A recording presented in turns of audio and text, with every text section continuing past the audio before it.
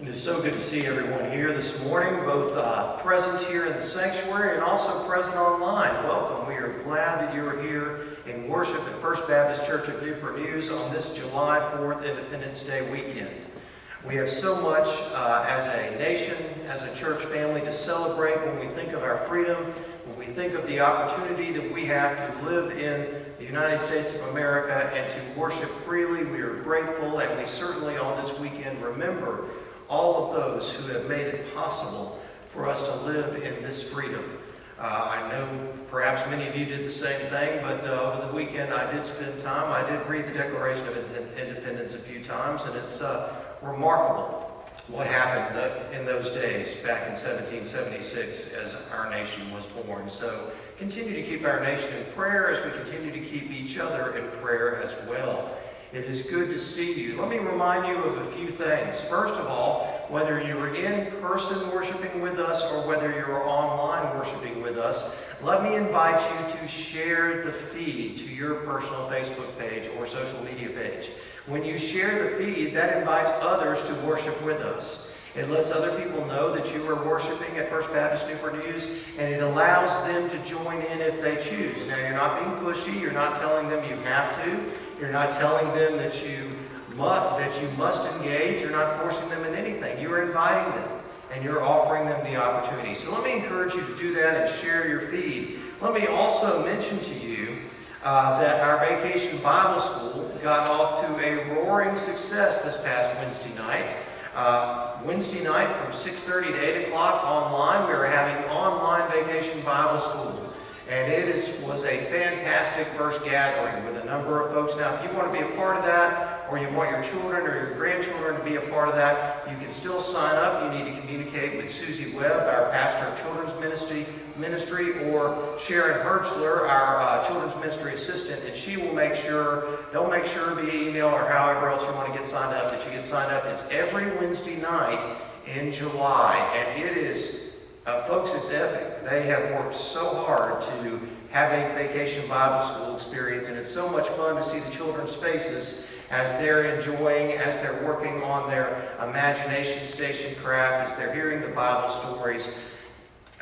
Would it be better to be all in person having the fun together? I'm sure it would, but you know what? Sometimes we do the best we can with the situation we're given, and we have done that over and over again, not just in our church, but in churches around the world are learning how to worship and gather in different ways and to do ministry in different ways. So if you're participating or would like to participate in Virtual Vacation Bible School, Rocky Mountain Railway, we'd love to have you. If you're not participating, maybe you're not a child anymore, maybe you don't have children that are connected and need to connect to that anyway, let me invite you to pray. Let me invite you to pray for our folks as they make this happen, because you know how technology goes.